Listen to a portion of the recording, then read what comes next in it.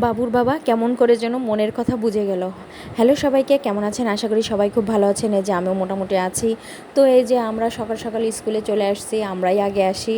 ওই যে বললাম, একদিন তো বলছি যে বাবুর বাবার সাথে আমাদের সকাল সকাল বের হয়ে যাই একই সাথে, সেজন্যই তাড়াতাড়ি চলে আসি। এসে যে কেউ আসেনি, তো বসে আছি। আর এখানে বাবু তো একটু একা একা দৌড় দিচ্ছে, একা একা খেলছে। যেই একটু ক্যামেরা ধরেছি, ও আর কি লজ্জা পেয়েছে, চোখ বন্ধ করে দিছে। আবার একটু দৌড় দিচ্ছে, আবার দেখতেছে কেউ আসছে কি না। তো এই যে যেটা বলছিলাম, যে বাবুর বাবা কেমন করে যেন মনের কথা বুঝে ফেললো।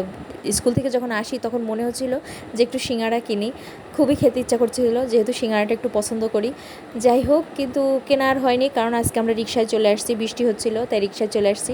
কিন্তু বাবুর বাবা এই যে দেখি কি সিঙ্গারা নিয়ে আসছে। যাই হোক, সে আমার মনের কথা বোঝার জন্য তাকে ধন্যবাদ। সেও হয়তো জানতো না নিয়ে আসছে কিভাবে হয়ে গেছে। আর এখানে আমি স্কুল থেকে আসার পর রান্না করে নিলাম ইলিশ মাছের মাথা দিয়ে শাপলা। তো এত জল গলে যার বলার মতো না, শাপলা একদম ভর্তা হয়ে যায়। কি যে একটা বিচ্ছিরি অবস্থা, কিন্তু শাপলা খেতে ভালো লাগে, তো কি আর করা যাবে। যাই হোক, এটা রান্না করে নিলাম। আর পরে এটা বিকালে একটা ড্রাগন ফল নিয়ে আসছিল বাবুর বাবা, তো সেটা আবার আমরা কেটে খেয়ে নিলাম সবাই মিলে। এই যে বাবু কি করবে, ছুরি দিয়ে কাটবে। এখন ওকে কাটতে দিচ্ছি না, ও কাটবে। মানে খুবই একটা পণ্ডিত মাতুব্বরি করে। যাই হোক, ছুরি কি দেয়া যাবে না, ছুরি তো ধার, কিন্তু তাও বুঝবে না, কিন্তু ছুরিটাইও নেবে।